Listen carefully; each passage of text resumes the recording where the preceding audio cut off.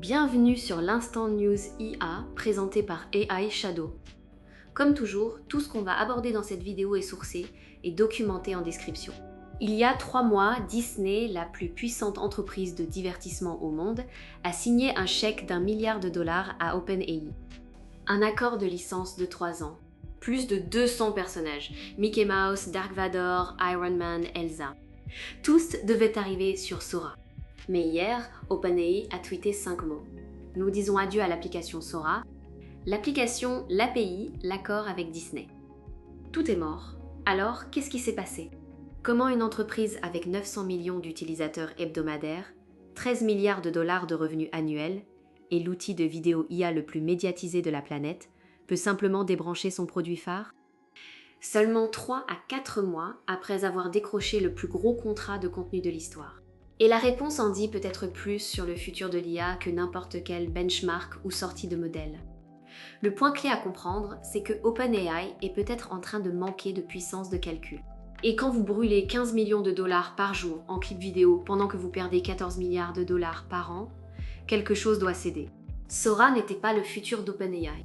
C'était juste l'obstacle entre OpenAI et sa survie. Pour comprendre pourquoi Sora est mort, il faut comprendre ce que ça coûtait de le maintenir en vie. Quand Sora a été lancé en tant qu'application en septembre 2025, c'était un succès instantané. 1 million de téléchargements en moins de 5 jours. Numéro 1 sur l'App Store. Les réseaux sociaux étaient inondés de clips générés par IA. Mais ce que la plupart des gens ne réalisaient pas, c'est que chaque vidéo saignait OpenAI financièrement. Selon Forbes, générer une vidéo Sora standard de 10 secondes coûtait environ 1,30$ en calcul. Au pic d'utilisation, les utilisateurs généraient plus de 11 millions de clips par jour. Si vous faites le calcul, ça fait près de 15 millions de dollars par jour. Environ 5,4 milliards de dollars par an, juste pour l'inférence d'un seul produit. Et rappelons que la grande majorité de ces vidéos étaient gratuites. Sora ne générait aucun revenu. Il ne générait que des factures de calcul. Le responsable du produit a publiquement admis que ça ne fonctionnait pas comme business.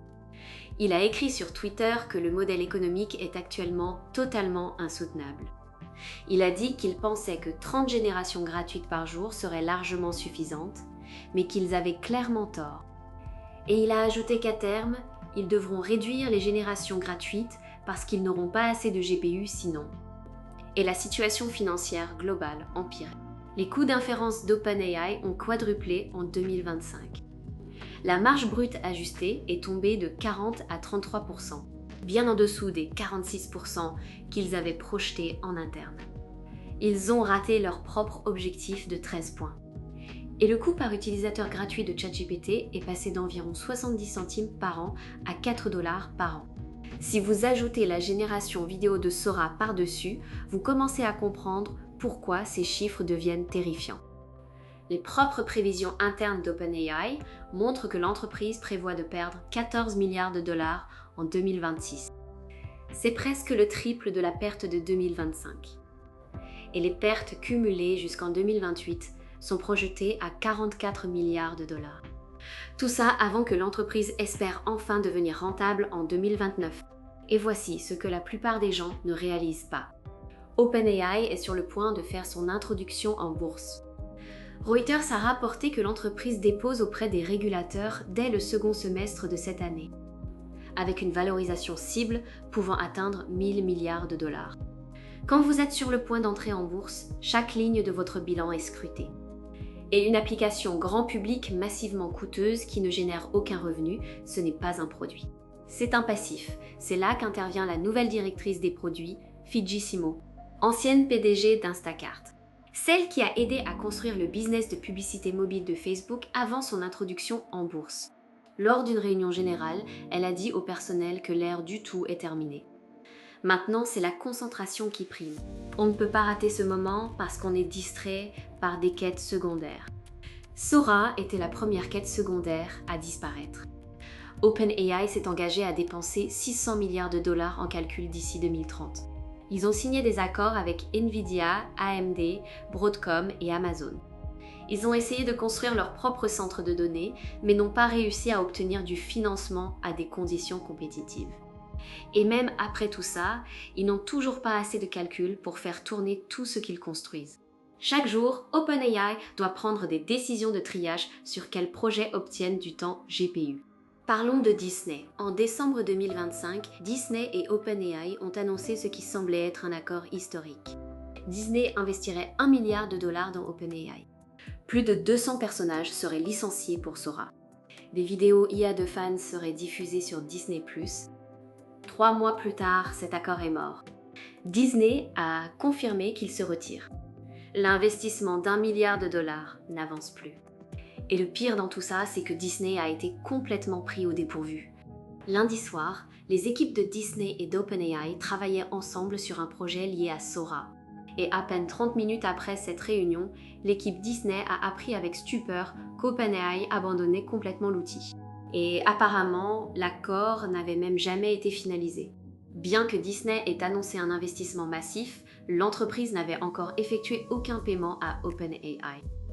Et OpenAI n'avait versé aucune redevance pour l'utilisation des personnages Disney. Et le deal en valait-il même la peine ? Les plus grandes agences d'Hollywood avaient publiquement dénoncé Sora comme de l'exploitation et un risque pour leurs clients. L'agence CAA, qui représente Tom Hanks et Scarlett Johansson, a déclaré qu'OpenAI bafouait les droits des créateurs. Les procès pour droits d'auteur s'accumulaient. Les utilisateurs contournaient facilement les protections pour générer des vidéos de célébrités réelles. Le produit lui-même déclinait. Après avoir atteint 1 million de téléchargements la première semaine, les installations de Sora ont chuté de 32% en décembre. Et en janvier, elles avaient encore baissé de 45%. L'application est sortie du top 100 de l'App Store américain. Mais le déclin de Sora n'était pas isolé. L'écosystème ChatGPT entier perdait du terrain. La part de marché de l'application ChatGPT est passée de 69% en janvier 2025 à 45% début 2026.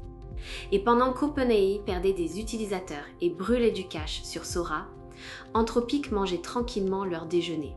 Les téléchargements de Claude ont bondi de 240% en février. Pour la première fois, Claude a dépassé ChatGPT comme application gratuite numéro 1 sur l'App Store américain. Claude est maintenant le chatbot IA à la croissance la plus rapide avec 14% de croissance trimestrielle contre 4% pour ChatGPT. Et l'histoire financière est encore plus parlante. Le chiffre d'affaires d'Anthropic devrait tripler, passant de 4,7 milliards en 2025 à plus de 15 milliards en 2026. Rapporté aux revenus par client, Anthropic génère 300 $ par utilisateur contre 16 $ et 25 centimes pour OpenAI. Anthropic a levé moins de la moitié du capital, réalise environ 70% du chiffre d'affaires, avec 2 fois plus de revenus par employé et 18 fois plus de revenus par utilisateur par rapport à OpenAI. Et quand on regarde l'écosystème Claude, c'est impressionnant. Pendant qu'OpenAI courait après chaque objet brillant, applications vidéo, réseaux sociaux, centres de données, contrats avec le Pentagone, Anthropic s'est concentré sur la profondeur. Claude AI, Claude Code, Claude Cowork, intégration entreprise. Pas de modèle d'image, pas de navigateur IA, juste des produits que les gens veulent vraiment utiliser. Le problème avec Sora, c'est que ce qui le rendait spectaculaire est exactement ce qui le rendait insoutenable. Chaque vidéo virale, chaque repost TikTok à 1 million de vues, tout ça brûlait du calcul qu'OpenAI avait désespérément besoin ailleurs. Plus Sora réussissait, plus vite il dévorait l'entreprise de l'intérieur. La fermeture de Sora n'est pas juste la mort d'un produit. C'est le signal le plus clair que l'ère du bouger vite et faites des démos de tout est en train de se terminer. OpenAI est sur le point de faire face à l'événement financier le plus scruté de l'histoire. Une IPO à 1000 milliards de dollars, tout en perdant 14 milliards par an. Chaque dollar de calcul doit maintenant se justifier. Chaque produit doit prouver qu'il peut rapporter de l'argent.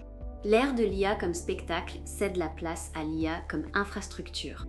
Et dans ce monde, une application vidéo gratuite, aussi virale soit-elle, est un luxe que personne ne peut se permettre. Sora était génial, mais il était trop bon, trop populaire, trop gourmand en calcul, et trop cher à maintenir pendant qu'on prépare la plus grosse introduction en bourse de l'histoire. Les étincelles ne paient pas la facture d'électricité. Et en ce moment, OpenAI a besoin de chaque dollar. Si cette vidéo vous a plu, abonnez-vous à AI Shadow et activez la cloche.